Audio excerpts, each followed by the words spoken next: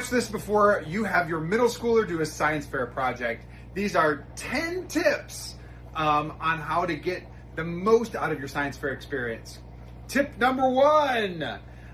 This is a review for all your parents about the scientific method. The scientific method. Yes. Okay, so there's 7 steps to the scientific method that your school will probably use all 7 of these steps. It's question, research, hypothesis, experiment, data analysis, conclusion, and then communication. And we're gonna create a little story so you can help remember it, okay? Because all the steps are very logical and you've used them today. Ready?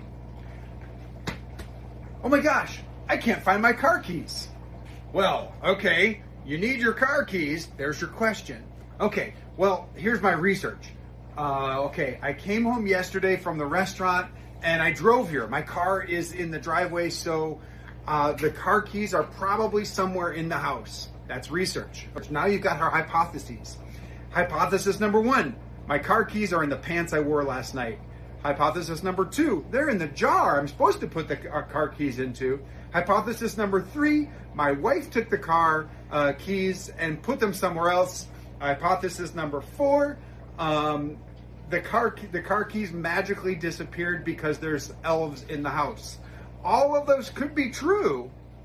Some of them more probable than not, but let's go through and test the hypothesis. We're gonna run upstairs, look where you took your clothes off yesterday and pat the pockets down. They're not there. So then we reject that hypothesis and we go on to the next hypothesis. Did my wife take the car keys? Hey honey, did you take the car keys? No, I didn't take the car keys. Well, okay, thanks. The third one was, are the car keys in the jar where you're supposed to put the car keys? And they're not there. Okay, reject that hypothesis. That leaves the last hypothesis, which is elves. So how do we test this one? It's really hard, if not impossible, to check for elves, gnomes, or other sprightly creatures. They don't reveal themselves very readily to scientists. So therefore, there might be another hypothesis. So we had all these rejected hypotheses. Maybe there's another one. You drop the car keys and they're under the bed, and that's the last place you looked. So there is the last hypothesis. So now you're gonna run upstairs, you're gonna look under the bed, and that's where the car keys were. You accept that hypothesis and you reject all of the other hypotheses. There's your answer. That's the scientific method. So the hypotheses were those things, your experiments were looking for each individual place where the car keys might be. Your data analysis of the whole thing was no, no, no, no, yes. Your conclusion was, I dropped the car keys and they get kicked under the bed. The communication was, after this, is that you acknowledge that you need to be more responsible for where you put your car keys, and you got to bring flowers back to your wife for accusing her of moving the car keys. That, my friends, is how we all use the scientific method every day. So you can take this very basic set of questions, hypotheses, and help your student out by creating their own. Watch. Test only one variable. If you're doing your science fair experiment this year and you think you're overwhelmed, that's because you're probably trying to get too many variables tested. Only one variable per experiment. Remember, this is your kid's experiment, not yours. Let them have the laboratory or the kitchen.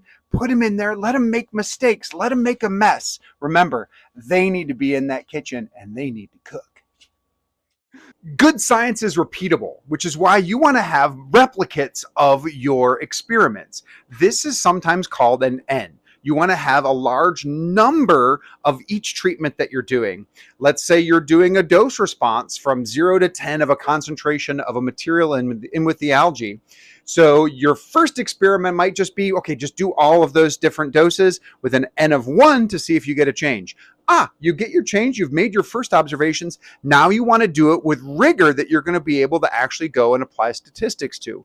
To be able to get a standard deviation or any kind of stats, you need an N of 3. Remember, the most important thing about any project is reading the instructions. So your student should be reading the instructions from their school or their teacher.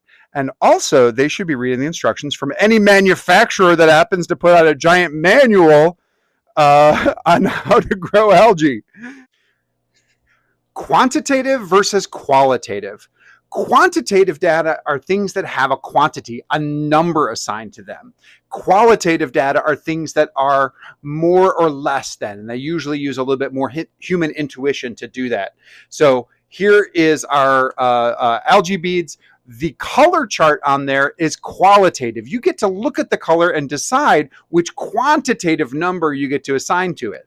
Now, if we wanted to be very quantitative about the color, we could use this device here, which is a spectrophotometer. A spectrophotometer is going to look at the light quality that's in the liquid, in this case, our pH indicator solution, and give you an absorption of photons at that light level, where that's taking a qualitative color, greener, redder, bluer, and turning it into qualitative. So just remember, you can do stats on quantitative things, but unless you give a qualitative reading, a number, it's very hard to do stats on those things. So quantitative is better than qualitative when you're doing stats, but qualitative is how we generally observe the world as humans. Both are very valuable for researchers like you and your students. Algae takes time to grow. So if you are trying to get your science fair experiment started and have it grow for like 2 days, that's not enough time. You're going to first have what we call the lag phase, and then that's going to be 1 to 3 days, and then it's going to go into exponential growth, which will be in exponential growth phase for maybe 4 to 10 days, and then it'll go into stationary phase at the top, and that's where it's going to not be growing a lot more, and then it'll go into decline, and that's usually another week or 2 after that.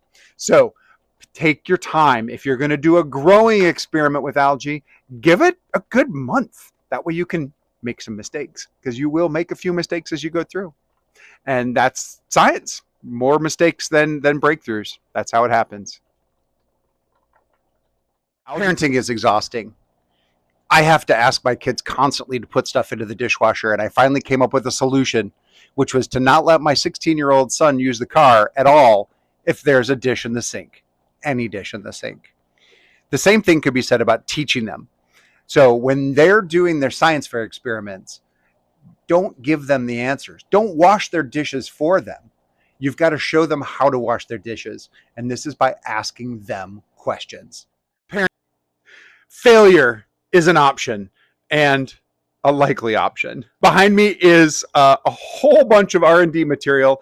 I fail more than I succeed, but I don't stop. Oh my gosh, your students are going to fail, and they will fail spectacularly. But as long as they don't give up, they're going to be making progress, and they're going to be learning, and they're going to be scientists. Oh, my last tip, plan your time well. This is the shipping area for algae research and supply. When you send us an order, we get it that day. If it comes in early enough, we might be able to ship out that day. But if it doesn't, you'll ship it out usually the next day or the day after that, provided we have the materials in stock. Well, do we have it in stock? We probably will, but not everybody's going to have everything in all the time. So if you are looking at making your experiment and getting all of your science fair stuff done for next week, you should be ordering everything this week or earlier, because waiting for the last minute is generally not the best way to get a science fair project done or to ask somebody out on a date. So there you go. That's my last piece of advice. We'll see you guys later. Good luck on your science fair projects.